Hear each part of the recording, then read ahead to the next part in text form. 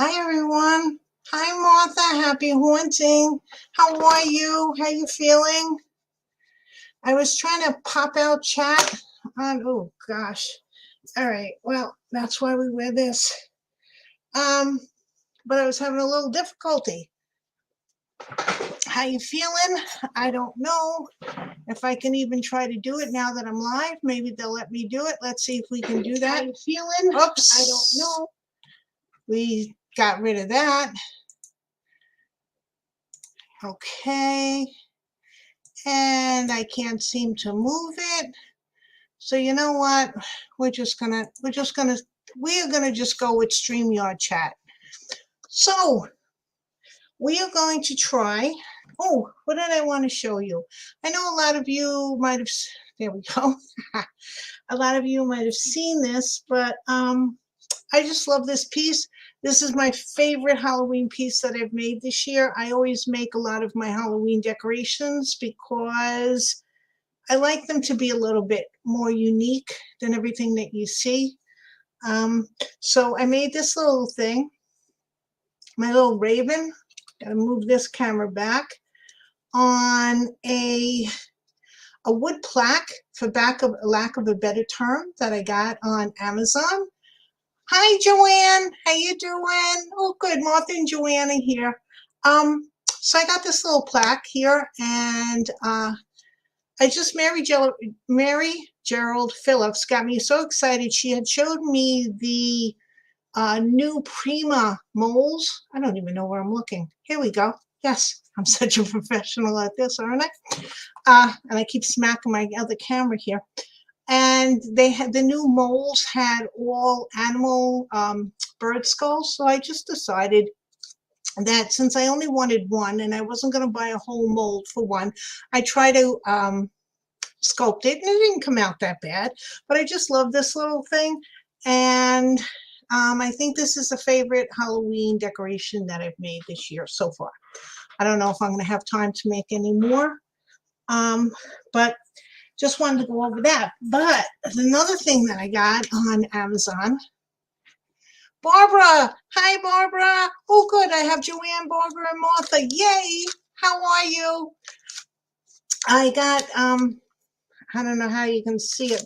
These things. There's two of them in wood, and the wood that they sent, even on the little plaque. I don't know what kind of wood it is, but it's very rough. So you do have to do either, well, you can't really sand this thing. How do you sand this? So you have to put some coats of like Mod Podge on it to, Christine, I'm gonna try to talk fast because I know the baseball game is on. Why is this? Okay. Hi, Christine, by the way, I'm so glad you're here. Hi. I know the baseball game is on at 7:30, so I will do the best I can. So between now and 7:30, and then after that, we won't do anything. Okay. So the wood it's lovely. It takes all the carving, but it's very rough. So I don't know what I'm going to do with these two things. Hi, Ashley. But we'll figure it out. Okay. So let's get into the story of this piece. I have a deck of tarot cards, and I forgot Llewellyn by Llewellyn. I don't have to know everything about them right now. I'm hoping I'm not missing anybody. I got everybody who's here. I'm on StreamYard chat because I forgot. I don't know how to do the YouTube pop out anymore. It's just not working. What always used to work is not, so I'm not going to get crazy about it.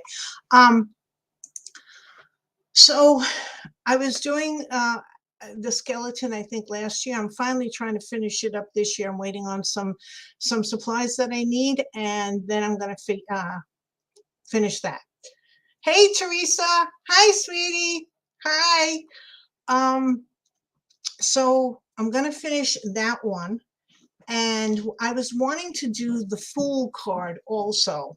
And so I decided, now what I used for the death card was a what they call a Breyer, Breyer, horse, because I wasn't going to try to sculpt the horse. It was much easier buying it. So I wanted to, for the Fool, you need a jumping horse, and because he's jumping. And unfortunately, it's not the same size. Look at how big this monster is. Okay, it wasn't the same scale as the death card one. So I didn't know what to do with that, because to get this, to put this in a frame, and it would have been humongous the way I wanted it to go. Don't hurry, June. Okay, I won't hurry. Thank you. So good. Why is that happening? Everybody say hello to everybody. I'm just wanted to mention, Ashley, I'm glad you were able to make it. I'm glad everyone's able to make it, and I keep hitting my camera. Okay, so I had to figure out something else to do with this guy. And the only thing that I could think of was to make him the Headless Horseman. Now, you know what? I'm going to turn the cameras around so I can move this over and I can stop. Let me see if I can turn the camera around. Let's hope I didn't forget how to do that. Okay, we're gonna do some flipping, so don't watch right now because it's gonna get a little bit there. Okay. Right? Yeah. Okay, good. I couldn't do it with this big guy. There was no way to put him in a frame. Let me bring over the death card so you can have pretty much understanding of what I'm talking about as far as putting things over in a frame.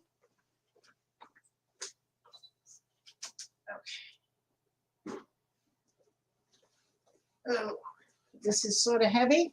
I hope I can get this on camera properly. Okay, there's some stuff I have to continue to do on this, and he's not in permanently, so I'm gonna tilt him so you can see. Well, that didn't work. Okay, we're screwing up. You know what? We'll move the camera. Why am I doing this? I will move the camera and see if that works. Okay. So to get that into a frame like that, it would have been humongous. So there was no way that I was going to be able to do that. So I just had to figure out something else to do with that horse. And they don't have horses and jumping in this size as the death card, so we'll figure that out. We just won't do the Fool card. That's all. Oops, his little crown. Okay. All right, I'm back. Let me straighten this out. Okay. So I decided to try to make him a Headless Horseman. All righty. Now, so here's my horse. And let's see, do I need the light yet? Oh, lights. Okay, straighten me all out here. Sorry for all of this. And I made a armature. Now, I'll explain my armature. This is aluminum wire. It's armature wire. It bends very easily. And what I'm going to be doing, his head could be sticking out the front. That could be, well, I'm going to put a pumpkin in his hand, in this one. And I'm going to be doing a combination of polymer clay and needle felting, which is what I said in the intro. The boots can be polymer clay. The shoulder, because I want strength, the shoulder and his arm, at least this arm, is definitely going to be polymer clay because he's going to be holding up a pumpkin. And the reason why the rest of him is going to be needle felted is because unless you're seeing like a mermaid or a naked person sculpture, a lot of doll sculptures that I know about or that I've seen people make on either videos and stuff or YouTube is they sculpt the head and neck, the hands, maybe some of the arms, and the feet. But the rest of the body, they use an armature of some kind, and then they soft sculpt it, which is they have like a body stocking, and they stuff the stocking and they sew it. So I don't have a body stocking, nor do I wish to make one, but needle felting his body is so much easier. So that's why I'm going to be needle felting. It's also easier if you want to sew on it, and to sew the fabric. You can sew fabric right on the body itself. Well, you can't do that with polymer clay.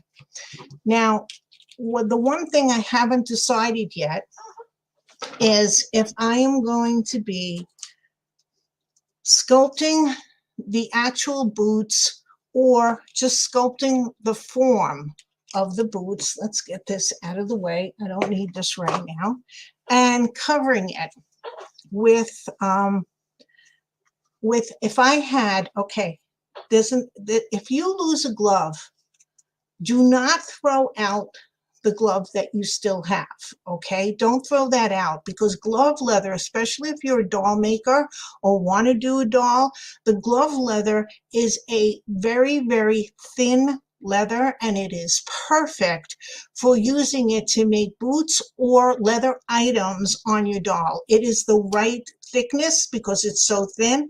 Regular leather is very thick, and it doesn't work with dolls. Once you start doing things that are smaller than human size, you always have to compensate for the thickness of things. That's why fabrics that you pick have to be very, very lightweight. Or if you're trying to get a velvet, I forgot which one it is. I think it's the silk velvets, because they drape so beautifully. And you can't use like upholstery fabrics or anything else because it's far, far too thick. A lot of times when I'm done with the t-shirt, instead of throwing it out or giving it away, especially since it's probably grungy to begin with, I will use the t-shirt. You can always dye it if it's 100% cotton, or you can paint it whatever you want, because you can paint fabric, especially if it's on a sculpture and it's not moving, because it's the right thinness of fabric. So I have this velvet pouch, or not really velvet, some kind of velvet pouch, and I'm going to use this I could use this, I'm not sure, I shouldn't say I'm going to, maybe cover the polymer clay for his boots. And to make it not look so velvety, I'm going to take some, which is what I was practicing here. Yeah, you could see it.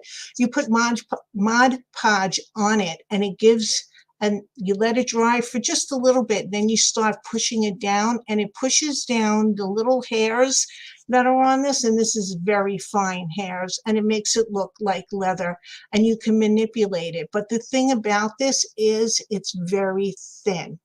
I hope you can see how thin it is.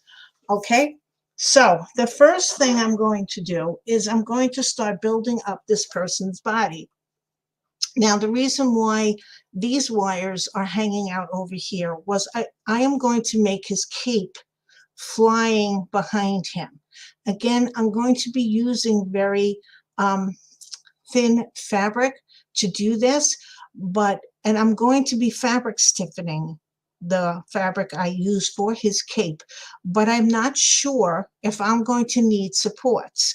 So since I'm going to be putting polymer clay here and down this arm, it's much easier for me to attach the wires now and have good support from the wires than if I did it afterwards and put a hole through the polymer clay, because then it's only as good as the glue that you use to insert it in. And if the glue gets loose or if something happens, this piece of the wire is going to come off. Now, if I decide that I don't need the wires, they're going to be embedded in the clay, and I can just, after all is said and done, if the cloak doesn't need the wires, I can clip the wires off.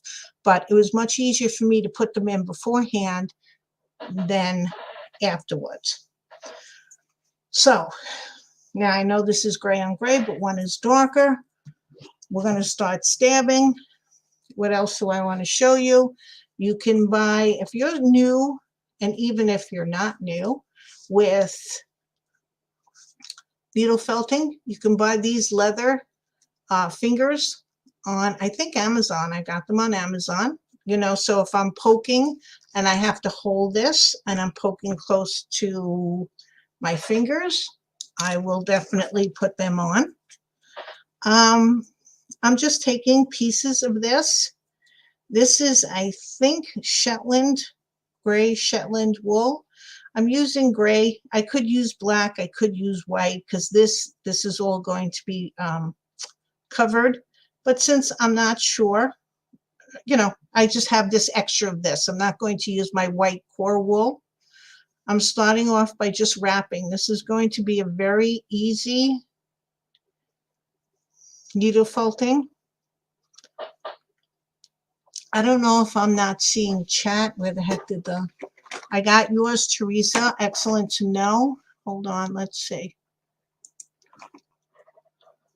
Oh,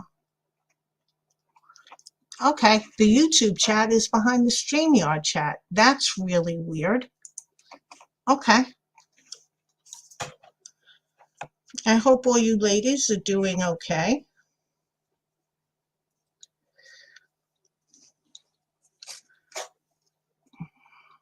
Just pull some wool. This is a little, okay. Now this is a little different. As you know, I use Sarafina products, the wool. If anybody wants the link, I will just ask me. I have it up there that I can give it to you. So you can shop there. And I like, especially for a beginner, I would recommend always to get from her because at least you know.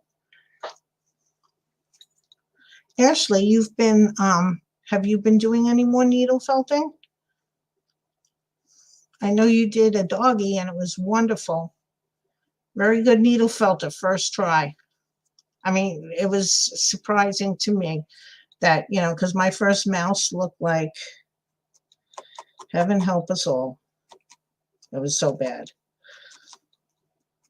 Now with all, oh, one of the other things I didn't tell you about this wire armature, which I did here and down here, which I really didn't have to do, but I also did it over here. When you're doing a person, unless they break their leg, their bones don't go this way. Okay, now this is not fully articulated. It is not a ball and joint doll, but their bones don't go. They don't have any kind of movement in here. Okay, so what you do, and this I was taught when I saw this video. This is Creating a Fairy Figure by Wendy Froud. This is such a great video. Oops, can't see it with the light going on there. Creating a Fairy Figure with Wendy Froud. I don't think you can get this anymore. But there's some secret, like little tips and secrets that she taught in here. Wonderful. Wonderful video for sculpting and, you know, putting the whole body together. I found my stuff the other day, thought about trying again. Oh, well, first of all, thank you, Martha. Thumbs up. That would be lovely. That would be very nice. And Ashley, I hope you start again because you did really, really well. Getting back, so I'm not squirreling, is that because her figure was so much bigger, she used chopped like dowels, very thin dowels. And after she made the wire armature, she taped wooden dowels to certain places that didn't move. There weren't joints there. She taped them here. I also taped one in here, although I did cover it with the pipe cleaner because I'm going to be needle felting in that area. I didn't do one in this part of the body because there's not going to be that much bending, but I did do one at the shoulders. Now, if I decide to needle felt this arm, then I will be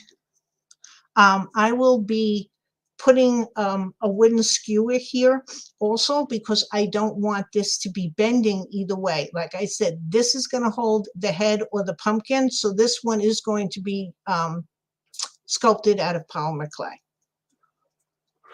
But that was a very good tip, especially if you're going to needle felt your bodies and they're not going to be stiffened by the clay. You should definitely put toothpicks on them so they cannot bend the wrong way.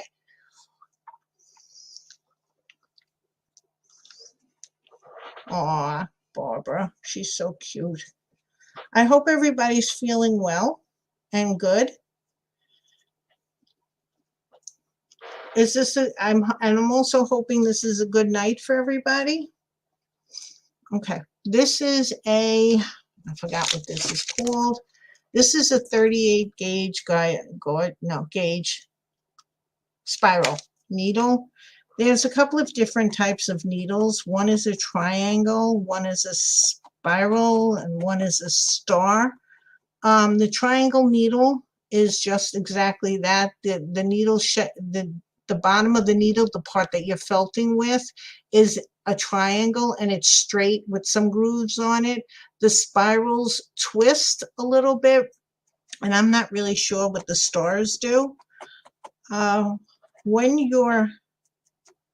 the 38 is a mid needle. The higher the number, the finer the needle. The 36, which I have here, is like a pretty much a heavy duty one. And I forgot if this is a 40 or a 42. They're fine work. When you're needle felting, I find on an armature, and you might be hitting the metal or whatever you use for the armature. I want this guy to be flat, so we're gonna just make you flat for a second.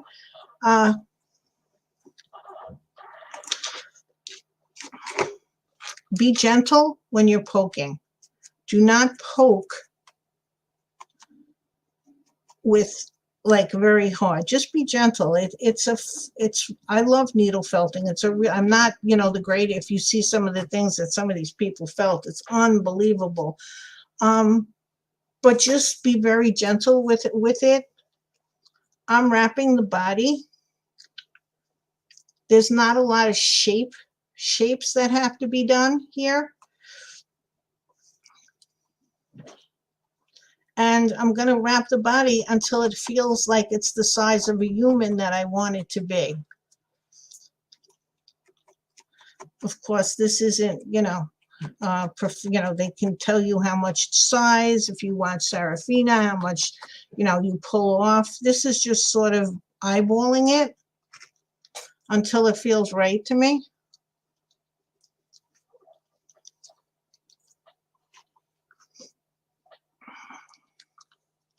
And I'm trying to wrap the same way all the time.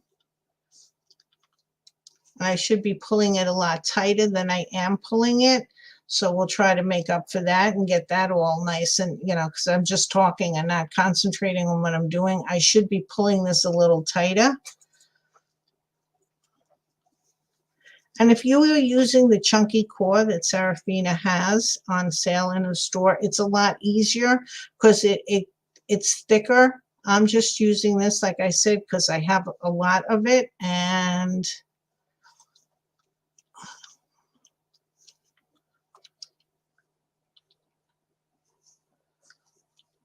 it's been a long time since I've needle felted, so this might be a very interesting night for me also, and I'm not going to say also, oh, that word. I say also so many times.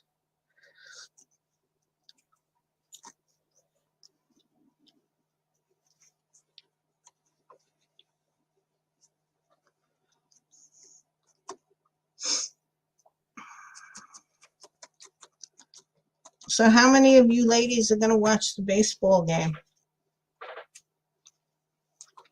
I think I said hello to everybody, right? I did. Okay.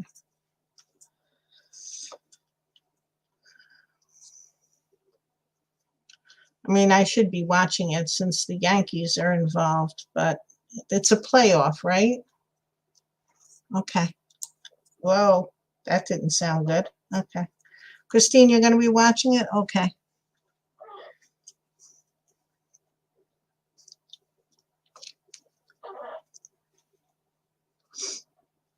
So my daughter and I went upstate for the day on Saturday. We took trains.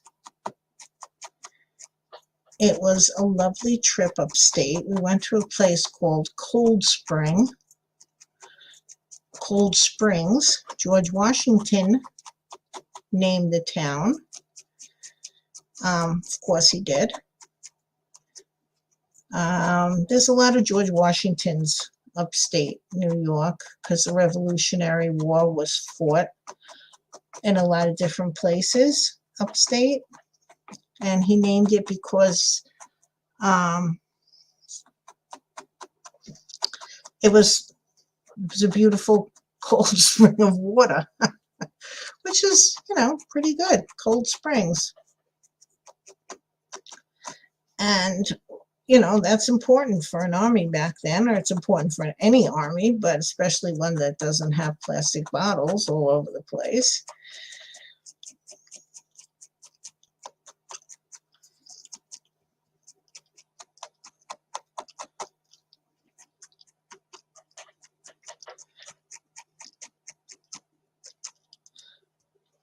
Okay. Benwell, okay. Don't hurry. Yankees and Guardians, but don't hurry. That's okay. I mean, I don't know how long I'm going to be on. Could be on depending on how far we get here. But you enjoy your game because that's important. Now, what I have to really do is well, first I have to see how far I'm getting on this body, on this horse. Because I don't want to make the body too big for the horse. And I should get that down a little bit, so I'll needle felt that down. Can everybody see what? Well, you can't see exactly what I'm doing. Ow, what'd I do? I know one of them came out. There's really not a lot of body that I have to put here, and now I'm going to put my finger clots on because I'm going to be needle felting right by my fingers while I'm holding this, so I really don't feel like getting pinched. I can move this away since it's up on something. I want this to go down a little bit. You know what? I want a better needle.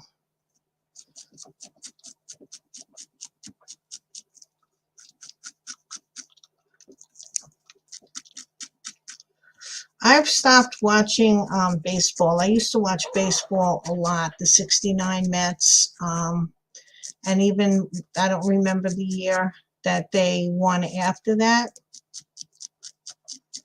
I used to watch baseball an awful lot, but I've been out of touch with it for a while. So there's a lot of wires here that are making this a very difficult situation, but that's what happens when you're trying to do something. So you have to maneuver your hand around where you want to go. When you felt without all of this, because I know that there are some people who felt without any armature, and it just amazes me, or minimal armatures. Like if they were doing a camel, they would do the body of the camel and the head without armature, but they do use something for the legs, which makes sense because you want to have your legs stiff.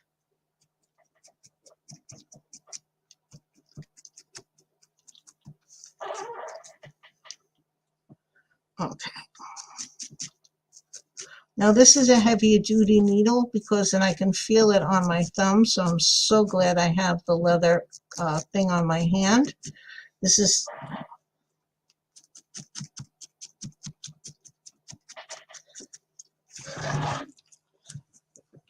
I just wanted to get him down a little bit. Okay, well, this horse is a pain in the neck. Oh, by the way, this horse has like a, was it a square, quarter-inch square hole here. I'm gonna get some. I got some lucite rods coming. I don't know if you call it a rod since it's square. It's not a dowel either. To put up in here so it stays up. So how it's going to be going is something like this. This thing is so big I don't even know how to get it in the camera, with the base going straight down, so it'll be up in the air, and this guy will be the Headless Horseman will be hanging out somehow. I still have to finish making all the saddle. The saddle is also going to be out of polymer clay because that's easier to do. I was cutting some leather strips. There's one on there to start making the saddle and putting that down. But the saddle part itself, I don't know all the names of a saddle piece. I've been doing some research on saddles, and that's a whole nother art form, which I am not getting into. So I am going to fake it until I make it. And the saddle piece, just like with the death card, will be made out of polymer clay. But I wanted to protect it because I didn't want the clay to get on this thing. Oh, I didn't finish telling you. 1986. Thank you, Teresa. Hey, Crystal, how you doing? Welcome. Hi. Welcome to the show. Welcome to the show. Jeez. Okay, that was silly. This was, now he's a little bit messed up back here, but this was brown and smooth. And what I decided to do was, and I made a mistake on this. I wanted to flock him because when you're going to be doing a lot of dark things, because of course he's going to have black boots. I'm not sure if I'm going to make his clothes gray or not. I'm really not sure yet, and I have to think about it. But when you're doing all dark stuff, you need to have texture. So what I decided to do was I used Mod Podge, and I think that might have been my first mistake. And I put a layer of Mod Podge, and I sprinkled, I think it's like a beige flocking all over him. And I don't think the Mod Podge worked as well as if I would have used the Aleene's tacky glue and watered that down a little bit, because that's a little thick. But we did the best we could with it, because once we started, we didn't realize what a pain in the neck was going to be. And then, because this is a big piece to try to get an even coat of it all on. And then what I did was I spray painted him black outside, and I realized that on the death card one, he's smaller, so it was easier. But I think I used Rust-Oleum 2X, but I think on that one, I used the primer first, which was a gray primer, and then I painted white from the top coming down. This was not the primer, it's just regular paint. And I think I should have used the primer on it first and then painted it black. And then spray painted it black. So I made two mistakes on this. And this side, of course, is the side that you're going to see. And this is the side that came out the worst part. This is me just trying to get some things off. This I can paint out. Don't worry, it's not going to be white. But yeah, so that's what I did with him to give texture, because like I said, when you're doing stuff that's always going to be dark, you do have to have texture just to give it some kind of interest. You can't, for me, you can't just have it all one, like all shiny. Some of it has to have, and smooth. It's got to have texture to it, so it creates interest for your eyes. So back at the old Cape Corral here.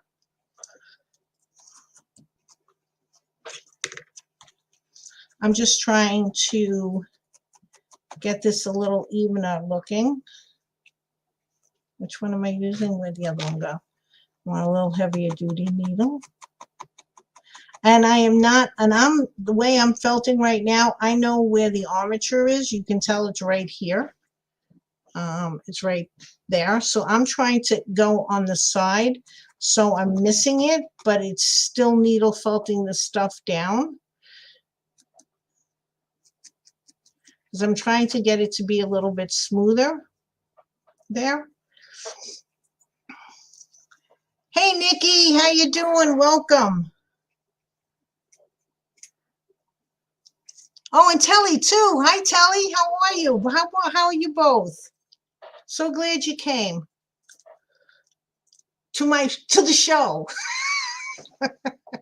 We're having a show. I'm just trying to get some wool in the crotch area.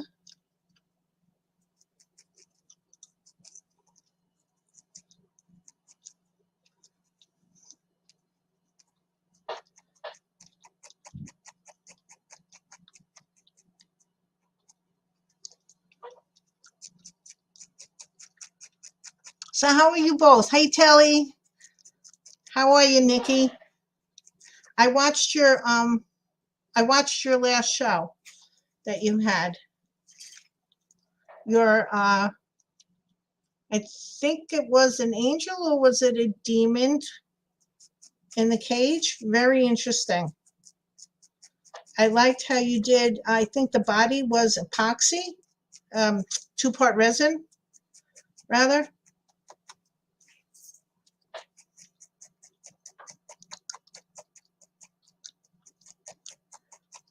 Now, since nobody is going to be seeing this, I don't have to make the, I'm not worried which way the fiber is going. With my mice, I'll make the body how Sarah Fina showed me, but the top fur, what I do a little differently is I try to make the fur go in the direction that it would go in if the mouse was alive. But since no one is seeing this under body because he will be dressed, however I'm going to decide to dress him, I've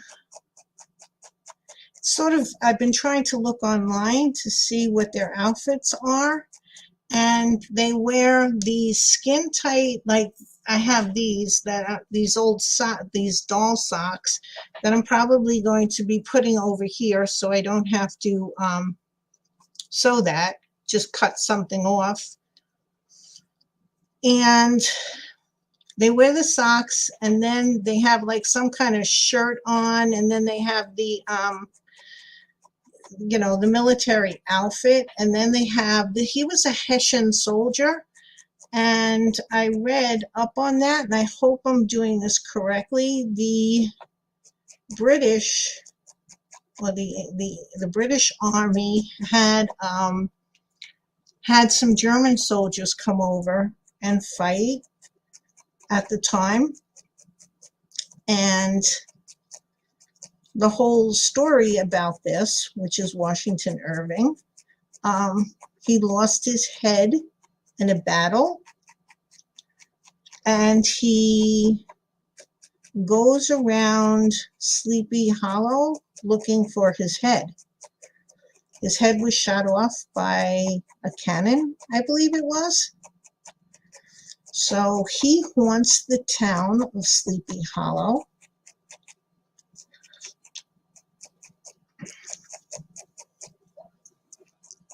Thank you.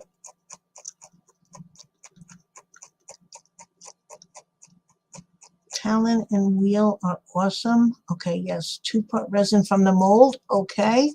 Hi, yes, it was a demon. I thought that was very good with the wings cut off. That was very interesting for Halloween, and I liked your cage. Okay, hold on.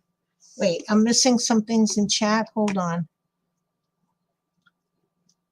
Talon, oh yes, with the Talon, your cat going on the wheel. That's hysterical. I love that. I watched that. That was a good one. COVID is running through the house. Oh gosh. I hope everybody's okay. And it's the milder form of it, not like the initial one that was first attacking everyone. Okay. Yes, 2-part resin from a mold. That was wonderful. I really like that. I got that. Talon and wheel are awesome.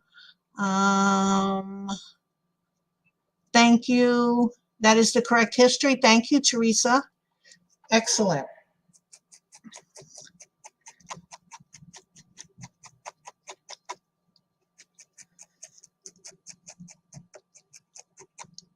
I've been up to Sleepy Hollow many times when my husband was alive.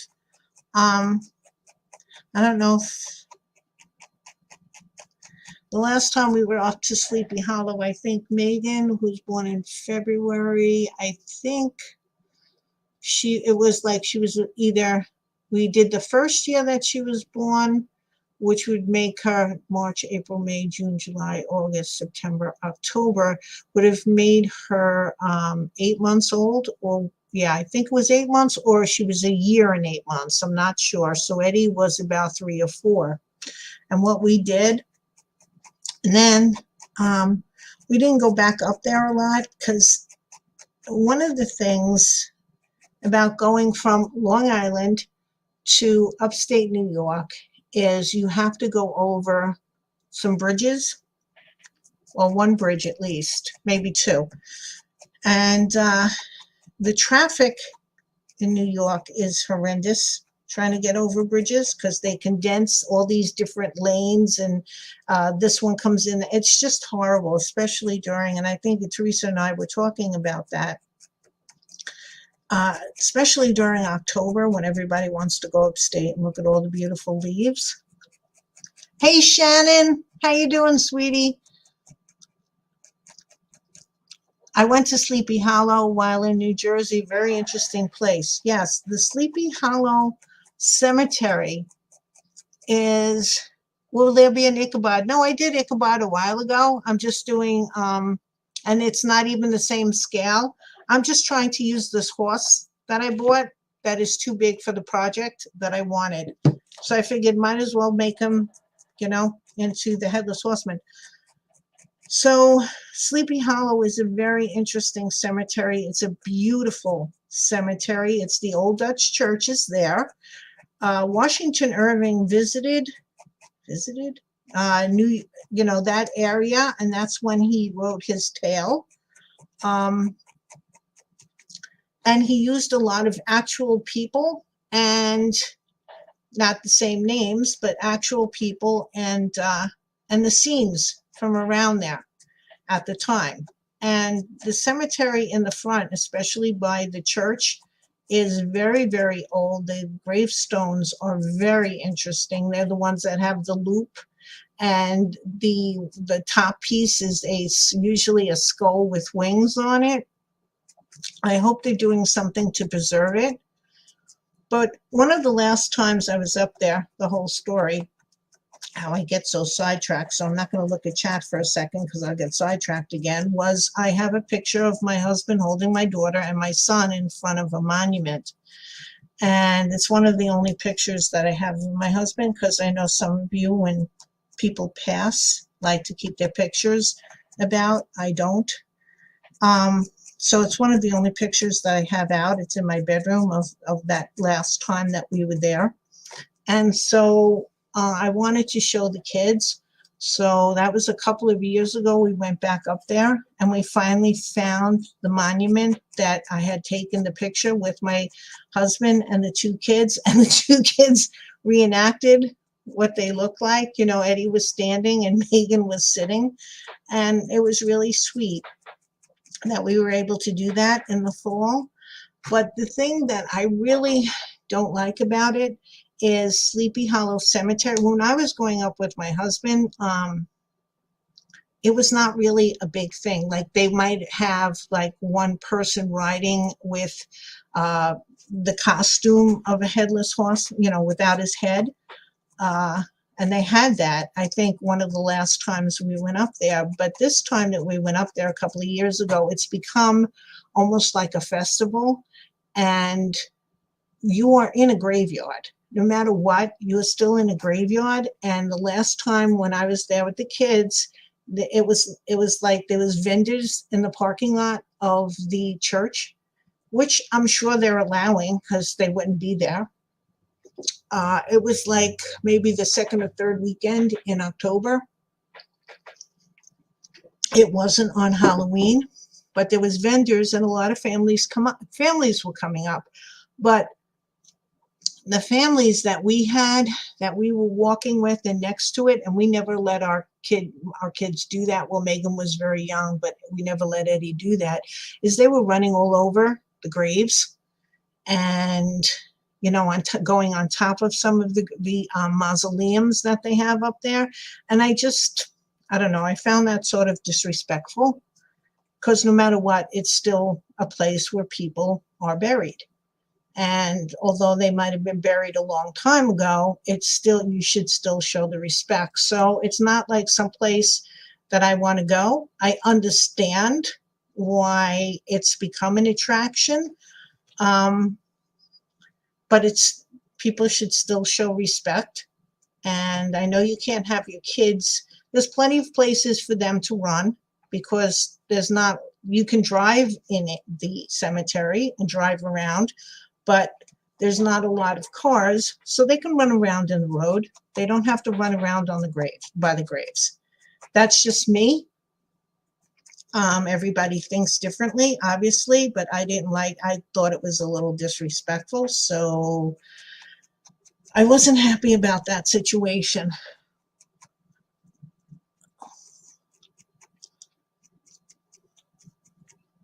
Yeah, they are real gravestones. They are beautiful gravestones. Okay, I'm trying to go back and chat. I said hi to Shannon. Oops. So you're getting back to social media. Yeah, I haven't been on for a long time, and I was going to try to come on every Tuesday, especially, or Wednesday or some night. Since I've been retired, I figured that would be easy, but I've been rather busy recently. And I'm like, wait a minute, I can't be busier than when I was working, because I used to come on a lot when I was working, but I'm finding out that I am exceedingly busy and it just didn't work out. And then the other problem is I'm in the middle of a lot of different projects. I have, let's see, there's 1, 2, 3, and this is number 4. And I don't know what would be more interesting to go on. And I just figured, you know what, I'm just going to go on. If I do all of this and it doesn't come out the way I want to, it won't be the first time that that's happened. But, and then I'll just redo it. But it's nice to have everybody back to chat. I really like that. So I am going to try to come on again on a weekly basis. I don't know if I'm going to be able to do that because, like I said, all of a sudden it's been very busy around here, and Halloween is coming. So Megan and I have gone over our menu. I think we got it straight. And Halloween is on a Monday. I mean, really?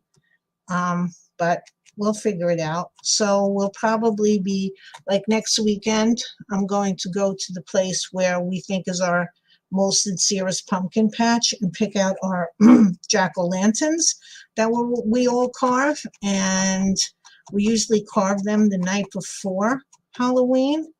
I think last year we were a little behind. I think we carved them on Halloween. But that was on a weekday. I mean, a weekend. I think it was on Sunday, Saturday or Sunday, which is nice because we were all working last year. And so that gave us time to make up the food. But this year, both my kids, I'm not going to be working, but both the kids are. So I'm going to have to figure it out, because it was so much nicer when you get to relax and have the meal and nobody has to, rush. But we'll we'll figure it all out. We usually do. But one of the things that I always like to do, and I'm missing chat. I am so sorry. You agree? Yeah, they agree about the disrespect. I don't like that. You can bring kids, but they don't have to be disrespectful. I think that's what we were talking about, because I'm a little behind. How am I enjoying retirement? Telly, it is absolutely fabulous. Absolutely fabulous. There was a couple of rainy days where I didn't have to get up. I mean, I do get up. Let's be honest. I still get up at 5:30 every morning. I like getting up at that hour because I start my day. I have my cup of coffee. I can relax a little bit. The kids are getting up to go to work. I just still get up early, but it was raining out, so I was in the middle of doing crafts, and a lot of the crafts I've been doing recently has involved a lot of dry time, whether it be painting or on the death card, waiting for the scenery to dry.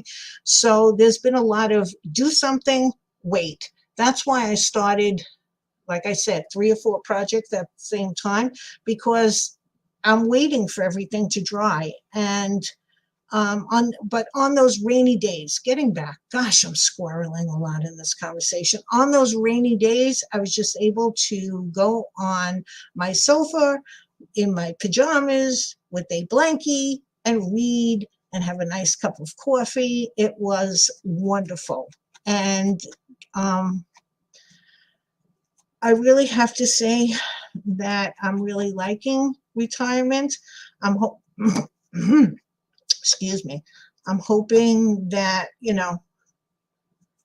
everything works its way out. There's still a few things that have to get shaken and moving and work its way out. I have to start getting my pension, which will help a little bit, but we're okay. We are okay, but I am very much enjoying it. I have to start walking again, which I should have did today, but Megan's feeling a little bit under the weather, so I was busy cooking and getting stuff ready for today, because to make this armature took a while because I was trying to figure it out as I go, because I never do, except for the base mouse figures. I don't use, and their dresses are all different. So that's a whole nother thing of trying to figure stuff out. I never do the same thing over and over again. So it's always a big trial and error. And I can't go by a standard, thing that I do all the time, like to make a mouse that I can needle felt pretty much, quickly, or at least I know where I'm going with it. These things are all like, does it fit? Does it not fit? How am I going to do this? Especially since I'm going to be adding polymer clay to this. So it had to be a armature that involved two different things, because your armature for needle felting is a little different than your armature for polymer clay. So it was just a try, and I haven't needle felted in a very long time, and I really missed it. And I'm glad I'm getting to do it because it is sort of relaxing.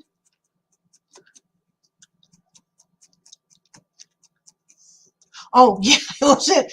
No, I don't, I get, wait a second. At least busy. We went to an apple. Okay, I'm behind on chat. I'm sorry. Hold on. I told you about my retirement. Oh, you went to an apple orchard. Oh, that's fun. We used to go apple picking all the time. But you know what? What happens when you have a couple of people apple picking is that you buy a ton of apples. You pick a lot of apples, and then they all go to waste because there's just so many apple pies that I can make. Okay. That seems like fun. At least busy doing. Yes, it is a lot more fun. I have to say that, because I no longer have to do a lot of things that I did not like doing, Nikki. So you're right. About that. I get up before every morning to see Billy off to work, but then I do the pups and then you go back to bed. I always take a nap, Barbara. I'm finding that at 2:30, I'm very into napping. I took a nap today, especially. And then I get up and I have another cup of coffee. It's just wonderful. I get to wake up twice a day and have 2 cups of fresh waking up coffee. I love it.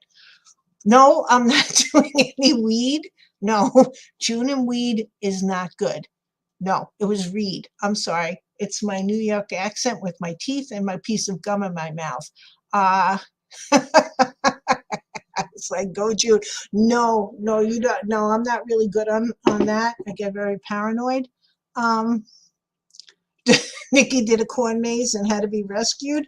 I don't know if I think I did a minor corn. I think, Teresa, did we do a corn, sort of like a little corn maze? Because I'm not good. I have found I am really not good with directions. I am great in Manhattan. Take me to Manhattan and I can pretty much figure out where I am if you give me a second or two and I know which way to go.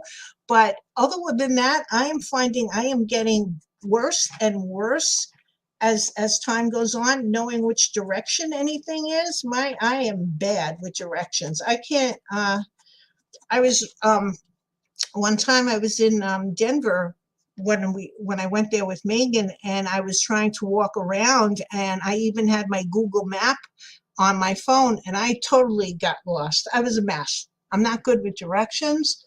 Ever had to be rescued. Stephen is requesting an apple pie. Okay. I just have to go and get, wait a minute, I'm missing. No, yes, I am really relaxed, but doing that, that doesn't make me relaxed. Requesting an apple pie, I have to get some apples. I have to get start baking. I made, because Megan, like I said, wasn't feeling so well, I made potato and leek soup. That was absolutely delicious. Um, I love naps and coffee. It's Crystal, it's absolutely fabulous. Yes, we had when we went up to Wyndham, we went to do a little maze, not a big maze, a little maze, because I'm not good with big mazes. I would probably have to be rescued too. Either that or I have to, you bring your machete and you just start going through the corn maze. So much fun when we went to Wyndham upstate. Yes, it was lovely. We had a wonderful time. I love, it's so nice to go up there in the fall. You get to see all the pretty leaves. And I remember when Eddie used to, when he was alive, there was a place up in Vermont, not far up in Vermont, Putney, I think it was, that they had this barbecue, and it was Southern barbecue, real like type Southern barbecue. And all it was a couple of trailers up on a little area, and he used to love the food. So we used to do a day trip. One leg is bigger than the other. We used to do a day trip to Vermont, and that's a lot of driving. And we used to always go up during the fall. And I always used to tell him, can you just pull over on the side of the road so we can at least walk around for a little bit? Because Vermont in the autumn, because they have the sugar maples, which turn all those different colors all at once, all the way from yellows to that flame red. I mean, they were absolutely stunning. But you're sitting in a car and you really can't get to enjoy it. And then you get up to this place, he eats a couple of barbecue, and then we're going home. So I saw beautiful scenery up there. And then I think one time he took me or a couple of times we went to the Vermont Country Store, simply because I said, Eddie, I have to be able to get out of this car besides going and you're eating this barbecue, and we stand around. And at the time, I believed I was a vegetarian, so I didn't even eat the stuff. Oops, isn't that good? The phone is ringing, and it is a fake call. Can I stop it here? At least so we don't have to hear it. Yeah, they're all these phone people are calling me. Sorry about that. Hey, Mary, how are you? Hi. Mary's here. All right, Woodstock next. Yes, we're going up to Woodstock. Uh, we went last year. We went. Meg's my Teresa. Whoever wrote the Teresa in here, and myself. We went up to Wyndham for a weekend, and we went to Woodstock. And I was the only one singing the song by the time we got to Woodstock. I don't know what it's called, by Crosby, Stills, Nash and Young. But we're going up to Woodstock, not this weekend, next weekend for 2 nights. Hopefully the leaves will still be up there. They should be. We're going to stay in Woodstock, which is going to be fabulous. What are we staying on top of a bookstore? That was right in the town of Woodstock. And Woodstock is fun because there's a lot of shops, and a lot of them are different shops. This is what I was saying to, like, okay. You go to a place that has a lot of shops, especially a place like Woodstock, or even a lot of places out here. They have the crystal and the incense shop. They have the candles, and then they have the really, well, I don't know what you would call it, the touristy like stuff that everybody wants to buy. And then you have some shops, like there's always one shop. There's a shop that we saw just the other day. Was it yesterday, Teresa? I'm so losing track of time. Yeah, yesterday, that had some really nice things in it. We went to, where the heck did we go? Sayville, and also in Northport. I'm mentioning areas that that are around me that are like touristy areas, and like Sayville and Northport, they both have one each. A shop that has beautiful, odder things, like things you don't see in everybody's shop, that you go to. But Woodstock has a ton of them. They have the Bread Alone Bakery, which if you make bread, Daniel, and I forgot his name because, we have a little bit of dementia problems here, but he made a cookbook called Bread Alone. His bakery is up there when we went the last time, so that was so cool to get. That was one place I knew. They have very nice shops that have different things. I am missing so much, Chad. Come back to Vermont, the Bay Area. There's a great maze here, beautiful scenery this time of year. Oh, Crystal, I didn't know you were in Vermont, the Bay Area. Okay. Mary's doing good. Yes.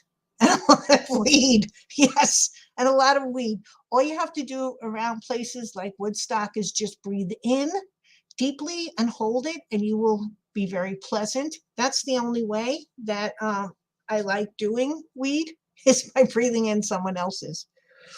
I've been to Salem, Massachusetts. A lot of fun. A lot of fun.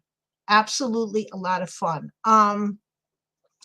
But there's parts of it that are very sad too, because they're finally memorializing the women who were innocently put to death because they thought they were witches. And there's this book I read, and I still have it, something about the five petal. Very, very interesting book. Very nice book. It's a novel. It's not a real book about it. I did go on a tour, and a lot of those hangings were politically motivated, is all, because one woman was owning property because her husband died and she owned a lot of property. Like, a lot of it was just anti stuff against women. But this book I was reading, it was an interesting, one of the first excerpts that it said was there weren't any witches in Salem at the time of the hangings, but there are a lot of them now. It's just sad. The whole thing is just sad. They finally found the area that had the tree or the gallows that they hung them. So they have monuments to those women. I had pictures taken. I don't know. It's on my Facebook. That's a fun town. But again, when you go there, there's so many shops that have the same thing. 17 crystal shops. It's like, okay, I'm sorry. I've seen too many crystal shops in my lifetime. I'd like to see something a little bit different. Okay, I think I've bulked up his body enough. I might have even bulked up his body too much. Let's see. Well, he's falling off his horse because, all right. Now, the other thing that's really nice about the needle felting and not the polymer clay is that I did not make his saddle. So there is going to be more of a thickness between him and the horse. And with the felting body, I can move his leg out more. If I want him to stand up, now if I made this in polymer clay, it's going to be rigid. There's no way that there's going to be any movement on this. So I can move his leg out a little bit more. I can even, when I do this in polymer clay, this part, I can push this in so it holds the horse, but this is the part that really holds on to the horse, is his thighs. So this is something that is going to be much better, that I'm able to move it. I can straighten him up if I want him standing up a little bit, because he is going to be throwing a pumpkin. Now everything is like a little bit out of whack here, because I needed to move it away, but I can stand him up. So I have the ability, by needle felting his body, I have the ability to move him, which is really, really nice, which I would not have if I made him in polymer clay. I would have to be absolutely perfect and know exactly the position that he's in or I want him to be in. And since I'm making this up as I go, being able to modify and change things a little bit is so much nicer and so much easier, because if it was all in polymer clay, I'd have to crack the clay, cut it out, and then try to mend it and fix it for the exact position that I want. Now, I know that there's some sculptors that are able to do that and know exactly what they want and have it all positioned. I'm not one of them. You know, I'm just not. So it's something that this needle felting the body is giving me a lot of versatility, which I really appreciate. Thank you, Martha. Thank you.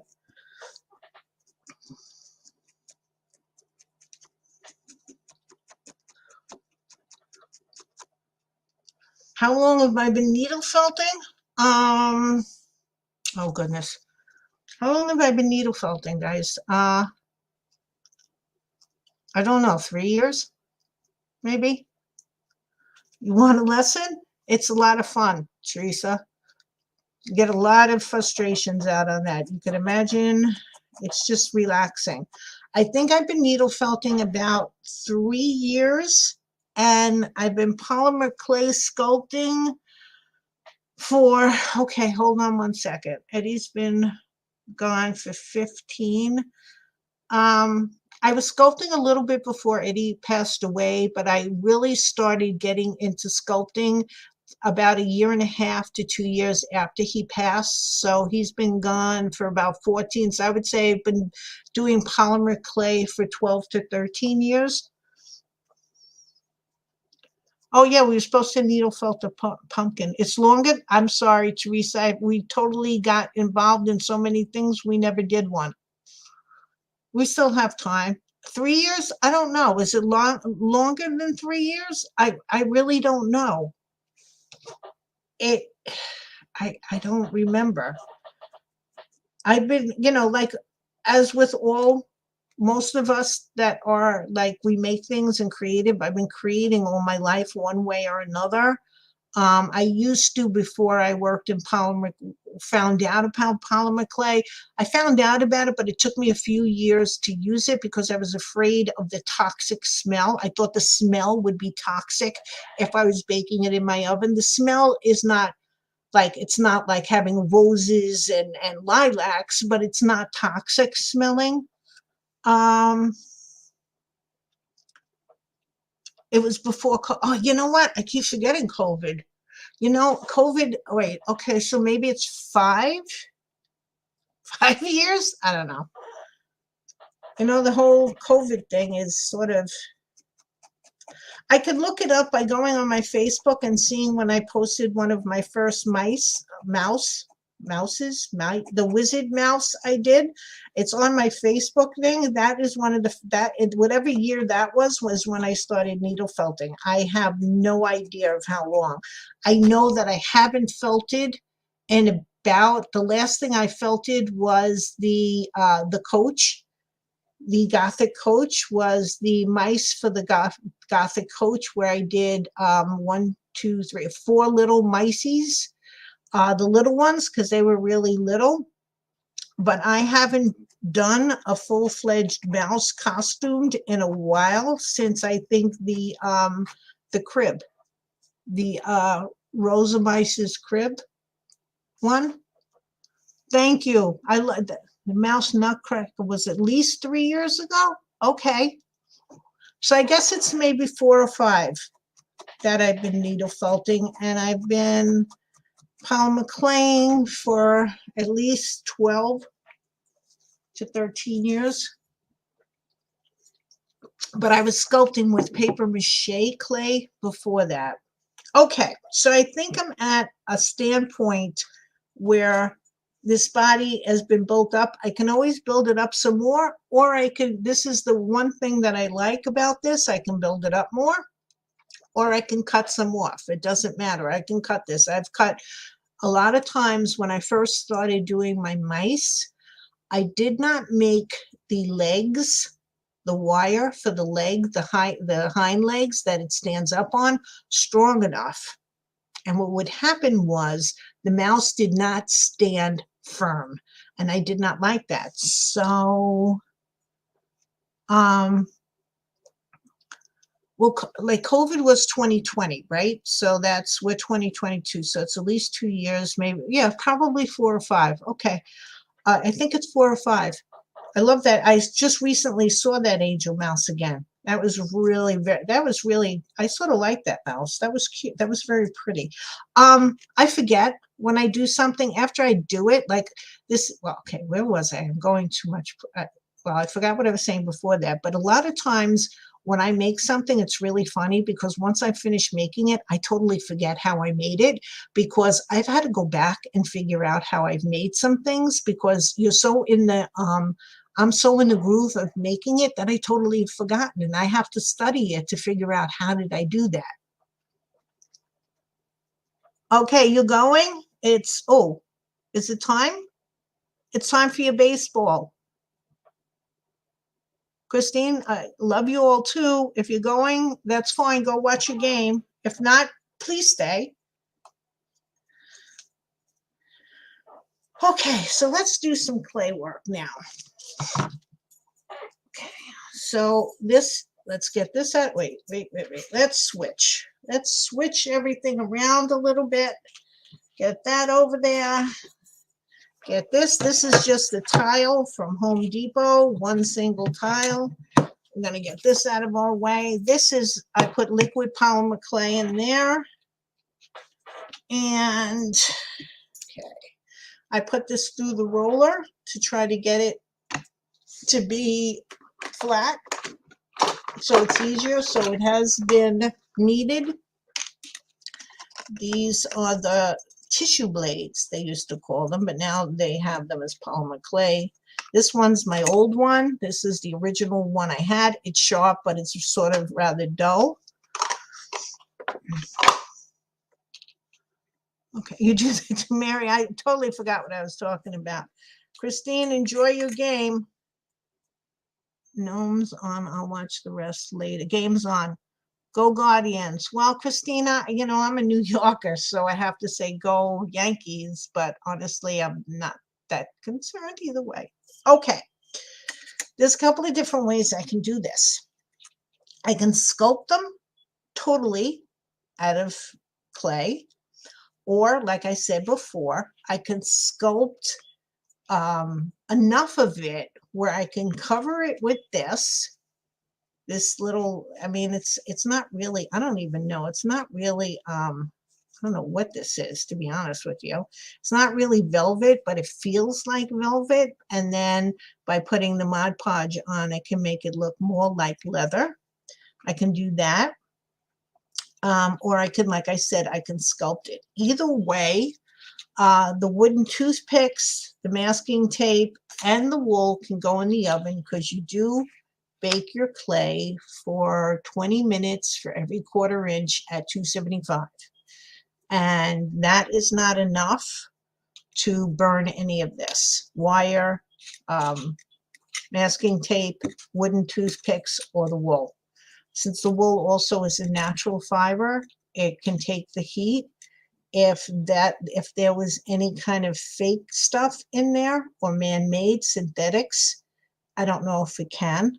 I put a lot of things in the oven that melted, and you know, but when I have learned what I can put in and what I can't put in the oven by trial and error. But if you don't know if you can put something in at a 275 oven and you want to do it and you want to make it because you want some, you know, like your doll or whatever your figure is holding something and you're not sure, there's 2 ways you can find out. You can put the thing or something similar to the thing that you want them to hold in the oven first and see and watch it like a hawk, okay? And that would be my suggestion. But if you don't have a duplicate of the thing you want them to hold, then you can try to, if they're holding something in the hand, you can try to put like a wooden toothpick if it's the same dimension. Or you can, you know, be very brave and try, if it's, especially if it's a plastic, to put it in the oven, but you have to keep the light on. Hopefully your oven has a window that you can see, because it can melt and mess up everything. So wood can go in, paper can go in, wire, wool, a lot of things can go in. Where you get into that at the styrofoam, no. Nothing of styrofoam or foam base can go in a 275 oven without melting. You have to be careful, but you can always practice. There's been a lot of things that haven't made it. Well, not a lot of things. I really shouldn't say. A couple of things that did not make it. So since I have 2 legs to do, what I'm just trying to do here is to make my life easier. I'm going to try to cut out the same amount of clay. This is just going to, so that I don't have to try to figure out. I mean, pretty soon it's going to get to the point where I'm going to take some clay and put it on one and not on the other. But just to start out with it, I'd like to start out with the same amount of clay.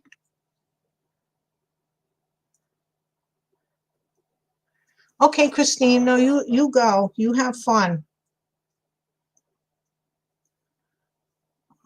Okay. And of course, this is going to need more clay than this.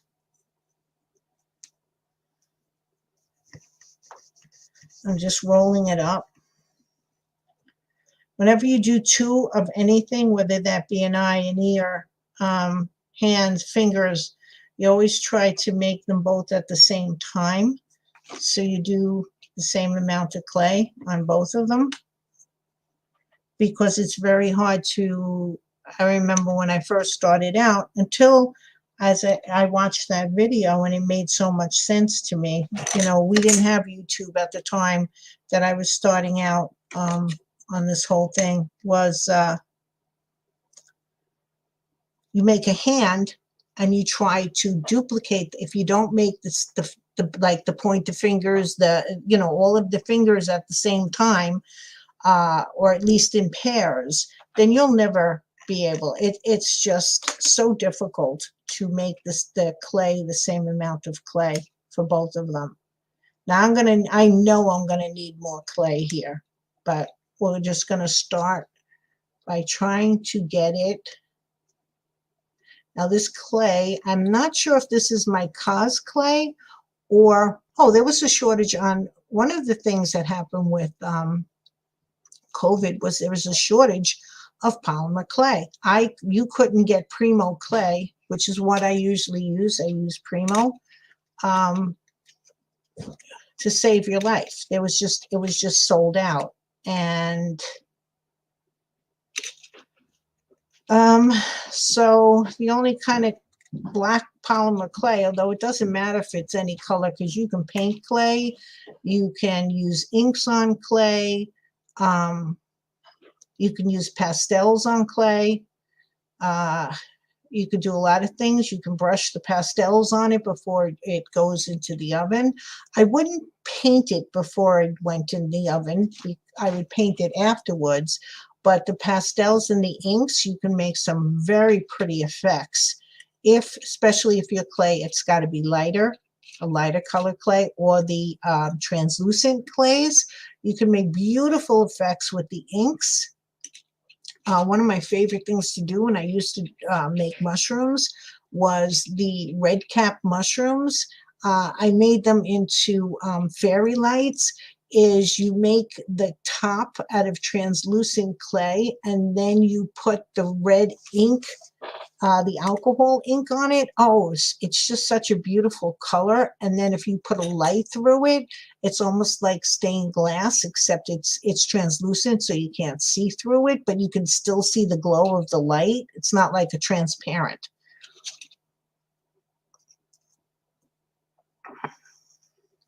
So you can do a lot of different things. I know people used to use the water-based oils, the Genesis heat set. I've never used those. Basically now, because I don't sculpt a lot, I would keep just a couple of different colors. Black, of course, the translucent, and then in Primo, it's called Ecru, ECRU, and that's not translucent, but it's like a very a beige tone to it. And putting the inks on that is fabulous. It's just so pretty because that's how I would paint it. Now, when you put the alcohol ink on raw clay, you have to be careful because it could get spotty. But if you use alcohol while you're doing it, like either I forgot if I sprayed the clay or sprayed the alcohol and then put it on there. I think I might have sprayed the clay and then put the alcohol ink on it. And then you can do it again and again. You can do that. But once you bake the alcohol on the clay, it's really hard to get the color out. When you put the alcohol on it, after the alcohol ink on it afterwards, you can get it out. It'll still be stained, but you can get it out a lot easier than if you did it before it was baked. Because you can, it's a very pretty tonal colors. I'm hungry. Gosh, I gotta eat more food. I gotta figure out what I want to eat. Because it's getting late. I might just have a milkshake. Okay. There's lots of different ways. So you don't have to buy a lot of, if you have certain things, if you have acrylic paints, that's fine. You can buy any color clay and paint it. The only thing is, after you bake the clay, you have to take, I find, and I don't know if Ace of Clay does this. I think he might, because he always puts that stuff on it before he bakes it. That might help. But I find if you're using acrylic paint and you want to use washes, they bead up on the clay because they bead, like water beading up on the clay. So what they say to do is to take the acetone and to take a little bit on a cotton or a paper towel and just very quickly brush off the surface, because that'll give you a nap, like the clay. It'll make the clay keep the paint. Okay, it won't beat up on it anymore. You could also use, if you have pastels, the chalk pastels are very pretty. You can they stay on, I guess as well as anything, the chalk pastels stay on after it's baked, but you could also put that on prior to baking. Oh, come on, Telly. Here we go, telling me all the food that you have. I have chicken pot pie casserole. I think you meant pot, not pit, right? Baked acorn squash and chicken soup. Gosh, gee, you know, yes, I want it all. Okay, let's get down to the brass tacks. I want it all. Okay, we're gonna have to do now the booty, and I'm just sort of like playing here. I'm not quite sure. Why is it doing that? Stop. Okay. Sorry, sometimes if I go anywhere near the chat on StreamYard with my cursor, it starts saying hide or show. I don't know what's going on. Popeye, nobody wants to eat chicken bits. Hey, you know what? I didn't even know what a chicken pit was, Telly, but I know that you're in Texas and a chicken pit might be something really delicious, but I have never heard about it. I don't know, because sometimes when you people come up with some of the things that you come up with, I have never tasted any of it. So I didn't want to. Okay, just cutting the clay again. So I have the same amount.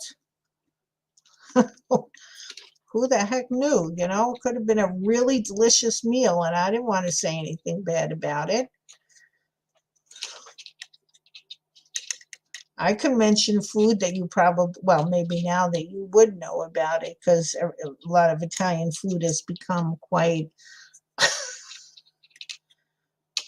okay. Who knows what, Teresa, you're not involved in this because I know you know what this is, but who knows what polenta is?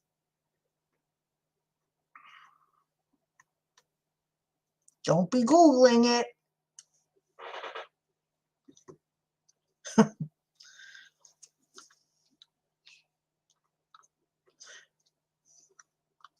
It's like, you know, when you call them, what was it? Hush puppies? Hush, yeah, something. I don't know what they are. I think I do now. It's made with cornmeal, which is pasta pie, ground corn. That's right. Polenta is ground. Excellent, Martha. Polenta is the Italian ground corn where um they cook the cornmeal, and then, well, this is what my mom did. You know, like a lot of this was peasant food, and then all of a sudden, the like I tell, you know, Teresa and I have talked about this. It's peasant food for people, and then all of a sudden the restaurants find it and they make it so refined, and they forget that it once was just food to feed peasants. It's cornmeal, and you make it. And then my mom used to take Munster, because, well, that was the American version. She would have taken Fantino, we used to call it fonduta, cheese, and put it in there, mix it in with the polenta, and then bake it. Oh my gosh, and it would come out, and yeah, and shrimp instead of grits. Oh, okay. I love grits. Love grits. Well, what was that hush puppy thing? Like, I never knew what that was, but that's with cornmeal also, right, Teresa? Peasant food now is like the same thing with risotto. It's all about food. Yes, I know. We're going to start talking about food because I said I was hungry. Um, Risotto used to be, my mother used to make with the chicken drippings after she baked the chicken, and she would put the rice in the bottom of the pan with all of the chicken drippings, and it was absolutely delicious. And now you get all sorts of polenta, I mean, risotto here, risotto there, but it used to be peasant food. Oh, this looks like a very strange foot. Okay, so just to give you some other insight on this, if I decide, because I'm not going to bake this tonight because I'm too tired and I want to sit and I want to look at it, because that's what happens a lot of times. I want to look. I want to make sure that I don't think they're too long or too big. But if I decide to go and cover them with this, okay, what I would do is I would bake them. Then I would cut this out, pieces of it, right? Okay, I would, let's see, I would cover this piece first and glue it on the bottom and be very, you know, careful with it, okay? And then I would take a piece to cover this whole thing. And when I am gluing it, when I'm putting glue on the side to attach this to this, I would have a glue. I would probably use not the fabric tack so much, but the tacky glue, because what I want to do is I want to be able to push this down so it looks like there are small wrinkles in the boot. Then once that is on, what I would then do is I would powder the bottom of this so it doesn't stick. I would use cornstarch. That's what I have. I don't have talc. And once it's covered with this, okay, I would powder the bottom of this. I press this on a flat piece, and much thinner than this, piece of clay, cut it out very carefully with an X-Acto knife. If I had my X-Acto knife handle is red, so I can find it, but I never can. I would cut it out I take it off, I bake these and put a little heel on it if I want. I bake them, and then when they came out, I would put it on the bottom of the boot, and that would make it look like it was an actual boot, because this would be on the sides coming in, and then you would have the sole and the heel out of the clay, but it would be two parts. So you would definitely see, now I can sculpt it that way. I can sculpt it so that there is a heel to it and the line, but that is so much easier. So even if I decide to make this out of polymer clay entirely, I will still do that with the soles because it makes it easier. Okay, let's see. It's corn bread balls with onion pieces in it and deep fried hussy pups. What's a hussy pup? But that sounds delicious. Steak and corn risotto, delicious and filling. That's delicious. Mary, I gotta go. Oh, okay. All right. I'm so glad you came, Mary. Thank you. Bye, honey. Have a good night. Okay, I got it all. Cornbread balls with onion pieces in it. Okay. I gotta go. Got some homework to do, and then bedtime for my grandparents. June, I love your New York accent. Yeah, I sure do have one.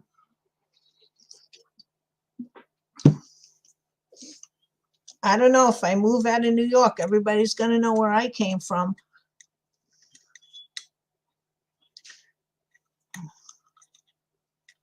I know. They've all made me hungry too.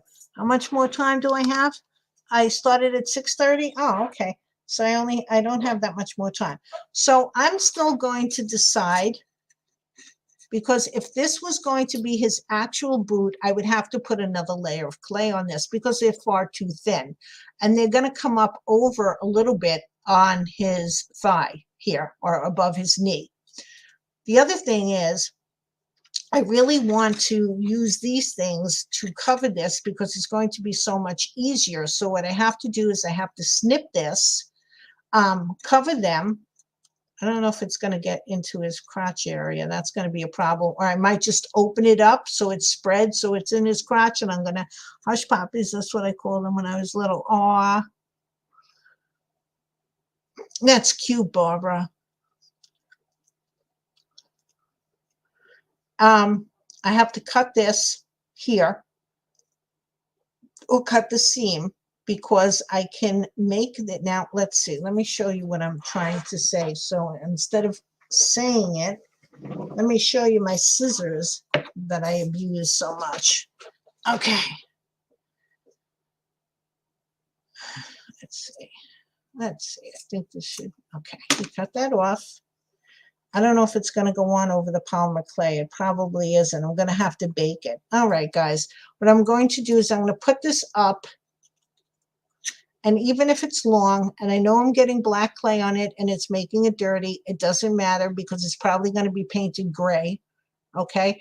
I'm going to glue, even if I'm going to do this with polymer clay, I'm going to glue the legs down, glue this piece as it bends down.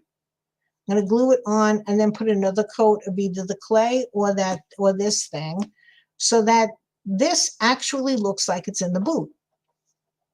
Okay, because we want it to look like it's actually in the boot.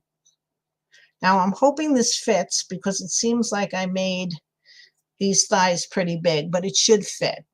Okay, so, and then as far as the crotch is concerned, I'm going to have a vest on him and a jacket. I believe they wear a vest and a jacket, so the vest might cover it. And if not, then I can just put another piece of fabric, almost like a diaper, because it's really not going to be visually important here, because something else will be over it. So I don't have to worry too much. If when I open this seam up, if I can't get it to cover the front area, I don't have to do anything. I don't think I have to do anything in the back, but if it's important, I can definitely fudge it a little bit with another piece of t-shirt knit material. So so I can at least use these. What I'm trying to do is not have to sew this seam here. I don't care if I have to do a little sewing there to make it look right. Because I don't know if they even had those. They used to have those fly things, right? Didn't they have with the buttons on both sides coming up? I don't know, but this guy is gonna have that. And also to use these up. Now you can see, well, I don't know if you can see, but this is getting dirty just because of the clay residue on my hands. And since I cut that little, look at my poor scissors. They've been through the ringer, but they work. There you go. Okay. So now you saw pretty, I explained pretty much how I'm going to do the boots. I just have to make up my mind, and I'll be shaping this foot more. I wanted pointy boots. I always like pointy boots, and you have to like the right side of the right foot curves in, the left side of the left foot curves in, and you got to make it flat. I also have to check to make sure that I have them the same size.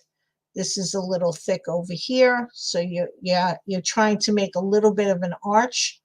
Even on the top, you can see a little bit of an arch on the foot. And of course, I got to do more on the back ankle. I also have to make sure that they're not too big, because if I am covering them, I have to take into consideration the thickness of how thick it's going to be. And if I bake these and they have to be thicker, that's not a problem. I bake it, I put on some liquid clay, and I put on another layer. That's one of the things about polymer clay and also needle felting. You can keep adding more, or you can take it away, but it's not that big of a deal. It's sort of like a foolproof way of doing things. Now, the other thing is I'm going to have to, I keep breaking this. I think I broke this poor toothpick I put up here.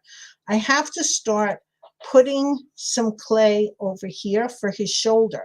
Now, I put a lot of wool up in here, and I want to needle felt that down a little bit. Where are my little leather things? Popcorn chip. It's been a very long time since we had a fish fry. I used to do it for Christmas. We do that on Christmas Eve. Not a fish fry, but just all the fishes on Christmas Eve. Okay, so now we're going to change over again. Well, I really don't have to change over because I'm going to be needle felting in the air. I just want to get this down a little bit more and a little bit firmer, because I can put clay. Oh, I know. I was in the middle of talking about the black clay. All right. So for a really long time, you couldn't find Primo clay. All of a sudden, Cos clay was coming out. And for some reason, Cos clay, you could get it. And I also had to go and buy Michael's brand of black clay. I don't know if it's how good it is or how bad it is, because when I was only buying the colored clays that I wanted, there was a shortage of it because of COVID. Now I finished that conversation. I haven't had Chinese. Oh, I feel like Chinese too. Oh gosh, but ladies, by the time we're finished with this show tonight, I'm going to be like, what can I possibly eat? I'm going to be like a crazy person in that kitchen. I have English muffins. I think I'll just start making a lot of English muffins.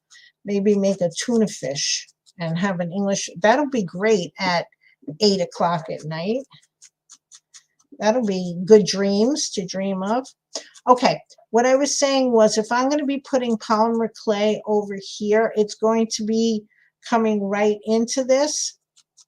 So I just want this a little bit firmer, because I'm going to be here. I'm not spreading the clay yet onto the needle felting, but here I will be putting some clay onto the wool. It can be done.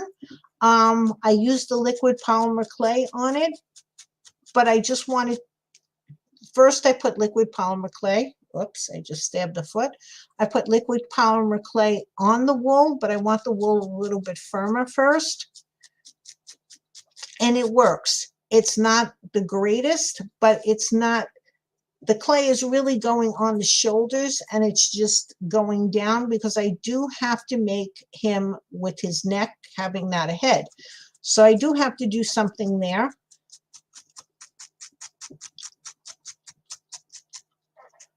And again, I am going to be fixing all of this. As you can tell, they're not very even. I'm going to be fixing them, and but that's, I just wanted to show you the basis of what I'm doing, and then I'm going to be making it a lot neater. But to get polymer clay on here, also, okay, here's another thing. The hands are going to be on polymer clay, but I guess he's going to be wearing gloves. I'm not sure about the gloves. We'll figure that out as we go. One of the things that you can do, and I should have showed it, I wish I had a piece of wire here. Okay, I'll show it to you. This was something that was also in Wendy Froud's video, which is very good. What she does is you take the same gauge of wire and you take it and you make it like a loop. You don't have to make it that long. Well, I make it in a loop. She, I think, made it individually and hooked it. Okay, this is a really good tip. You're all talking about food, so you go and enjoy the food. So I didn't want to miss anything right now because the food, I'm so hungry. So you have your wire in a loop. You put, I don't think you have to, you don't have to put masking tape on it. No, you should put masking tape, a very thin coat of masking tape, because polymer clay and wire isn't really that great. We always try to put masking tape on it. And with a very thin piece, you sort of like make a polymer clay straw. Okay, so you put it over the wire, the thinnest you can get it, where it still has some kind of depth to it, or I don't know how else to say that, but you make it really thin. Okay, much thinner than the hand or the arm that you're going to sculpt on top of it. You bake it. You bake it for the amount of time, and when it's finished baking, you can take this straw that you've just made of polymer clay off. Okay, now I didn't bake this, so you can't, this isn't going to work, but you can see that there's a hole through there. Then what you do is you can build your hand. She also did this for feet, but you can build your hand on this polymer clay tube as it's on your sculpture, and you build your hand on it, or even while it's on the other U-shaped thing that you baked it on. And that way you can, this wire does not have to be as long as it's, as a regular arm, in case you want to make your arms longer or shorter. When you finish sculpting the hand, right, and it's on this already pre-baked tube, you then bake it again, and then you put it on your armature. And you can adjust how long you want it, because you have this tube, right? And it's going up and down. You can make it how long you want it. You can, if you didn't polymer clay your arm yet, you can change it to a little bit, like adjust it a little bit here and there, your hand, in case, your hand, you want your arm in more, your arm up. You can do that, and it's so much easier to make your hand that way. Instead of trying to bake a hand on the armature itself, you're making it like a straw with the hand and the arm on it, and then you just fit it on your armature after you're done. That way, both of your arms can, it gives you wiggle room.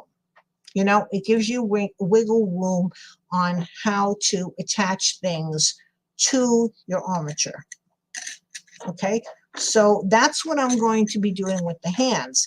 But in the meantime, like I said before, This shoulder I want very stiff and this arm very stiff because I'm going to be putting the pumpkin that he's holding in this. So I'd like it to be as stiff as possible. Are you guys still talking about food? I got to tell you, if you heard my stomach rumbling, and I'm hoping it's not picking up. Bye, Joanne. Joanne, thank you. Good night, sweetie. Bye-bye. I'm going to be going in a couple of minutes, too. Good night. Thanks for coming in, Joanne. Okay, so I'm needle felting this down to make it firmer.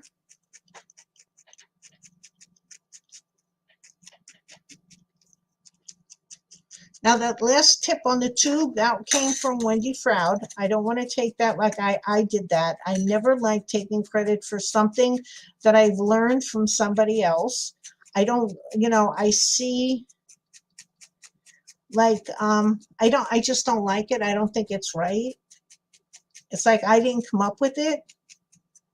Some of this stuff I'm coming up with myself, where I put liquid polymer clay on wool to make the polymer clay stick to the wool a little bit better. That's something that I've done, but other things like that, that's not for me. Oh, this guy needs a little bit more of a bottom butt type thing. Okay. I don't like taking credit where credit is not due. Like when I stiffen cardboard or paper, another lovely tip, and I know I've probably said this in the past many times, and I'm sorry if I'm repeating myself, but Heather Tracy, who's no longer on YouTube, who I know Martha and I both miss, she used to take the very runny, what do you call it? The PC glue? What is it? It's the crazy glue. Sorry, I don't know what else. I forgot what it's called. Polycarbonate, PC, whatever, glue, whatever. Okay, crazy glue. And there's a thin one, and I forgot the name of the brand.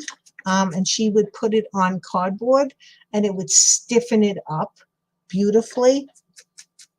It almost makes it feel like wood. It's a lovely thing. Little tips like that. I always try to remember who taught me those things.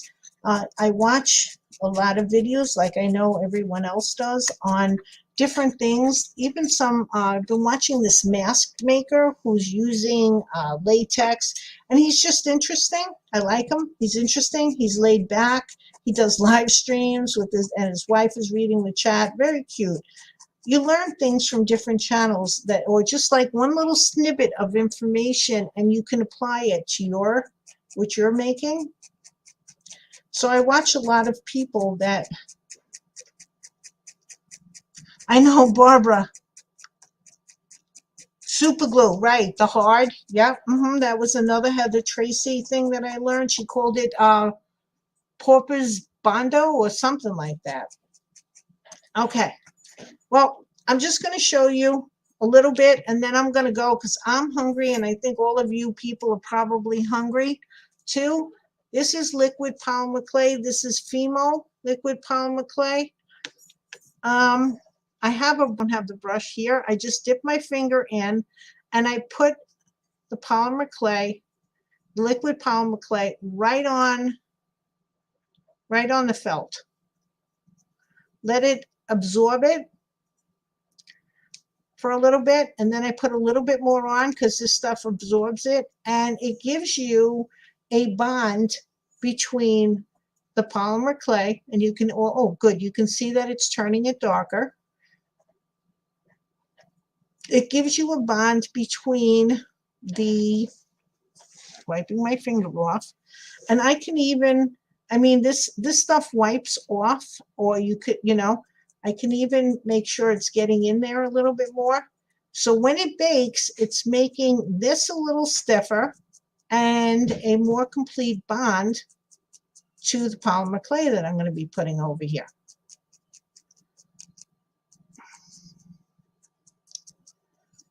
And then I can add a little bit more.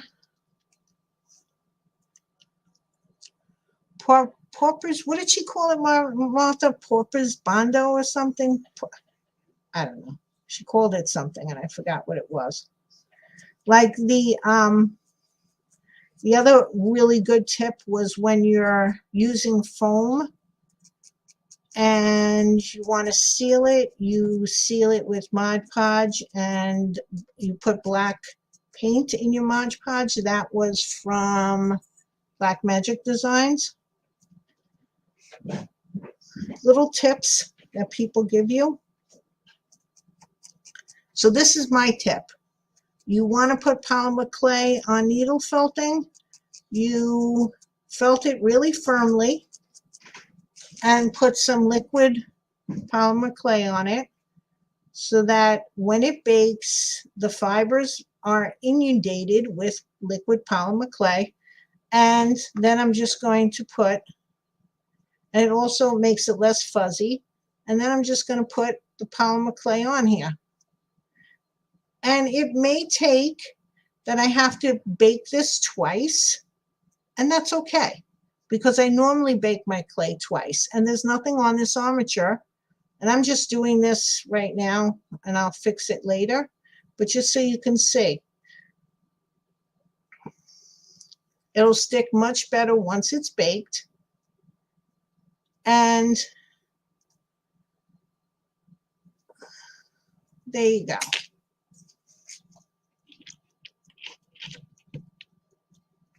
You don't remember either? You can make super glue hard. You know that, super glue hard with the baking soda. And you can make cardboard hard by putting the really thin super glue on it. So now this is going to create a bond between my two pieces that once this guy is dressed, you're not going to know that some of it's polymer clay and some of it's not.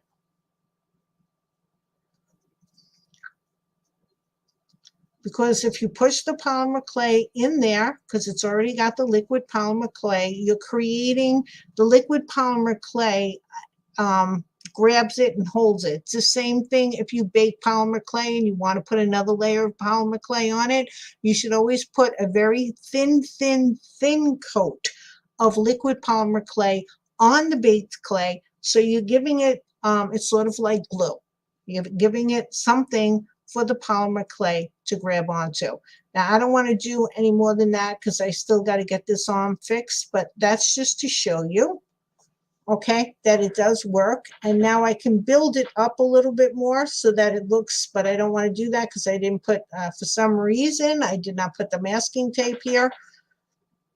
But you can build, I can build up the shoulders so he has a pair of shoulders there. Okay, so we didn't get, let me just clean up this mess a little bit. We didn't get, oh, and when you use these, you have to get used to them, because what I first used to do was, because it's like a dog, when you put boots on a dog, I would be holding it and I would keep this finger up and I'd be stabbing my middle finger. So you really have to, you know, I've gotten used to them by now, but you have to make sure that you're using the fingers with the leather on them so you don't stab yourself. Okay.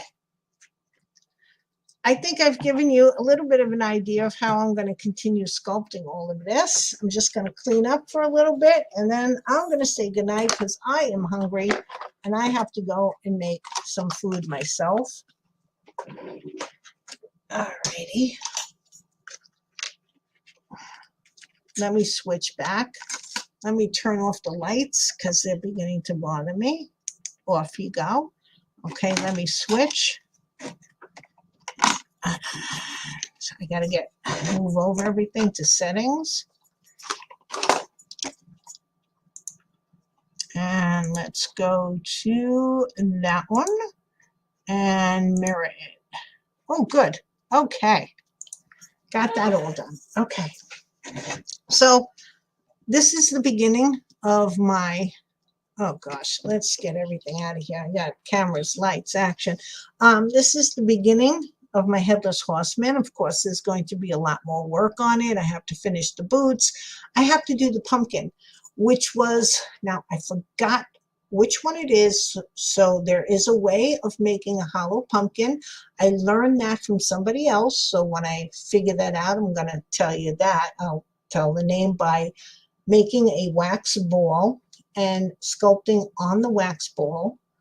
And then when you bake it in the oven, but I've always had a problem with supporting it. So I have to go back and think about how to support it again. If there's a hole in what you're like, of course, because it's a pumpkin and I have a hole on the top, as the wax melts out, the pumpkin will bake hollow. That's how they used to do. I saw that in the Polymer Cafe magazine. I'm going to get the whole link and then who it is and everything else like that, because that's how I learned how to do that. We used to have to, either get DVDs or read it in magazines. We didn't have YouTube when I first started, like I said before. So, okay. I have to do a lot of work. I got to get the pumpkin made first so I can get the hand correct on the pumpkin. I also have to figure out if I'm going to put a light in the pumpkin, which means that I have to run, before I put his jacket and clothes on, I have to run the wire through his clothes and then do his clothes, so that no one sees the wire. There's a lot of stuff I got to think about first, but the only way for me to get to think about and figure out how I'm going to do everything else is to start what I'm doing. So let's see. Oh, I just can't. This was from my, I don't have my glasses on, so I can't see chat. This was from my boss as my retirement, one of my retirement gifts, because this is what I used to say at work a lot with the kids. Krista, hi. How are you? I know I'm getting off. I'm going to get off now. I'm sorry you missed us. How are you, Krista? Yeah, I used to say I just can't all the time. So she gave me she had a hat made for me because, well, there's a lot of stuff that I just couldn't anymore. You're working with a lot of different people and you're working with kids. Christy, you missed Mary. Mary was on too for a little bit. Mary came in. That was really sweet. That was really great. So I know that the people here, I know you're supposed to say, please subscribe, hit the bell, whatever. And if you liked it, love a liked up, hit the thumbs up, not a liked up. See, I'm so hungry. I can't even think of how to talk anymore. Okay, so here he is. There's a lot of work left to do. Got to finish the boots, get his hands, the pumpkin all made up, and then, of course, dress him, fix the horse, get a saddle on the horse. But we're on our way. We're on our way. This is, we're starting. We're starting this whole procedure. And like I said again, I can, well, maybe I should show you this way. I can maneuver his legs, make them go in, which is a lot, to grab the horse, which is a lot easier when you're not using, when I don't have to sculpt it. So, okay, he's looking great. Thank you. So I just wanted to say good night, everybody. I'm so glad you came and we were able to talk and hang out, except for all the food that is now having my stomach go, okay? But we'll take care of that problem as soon as I get off.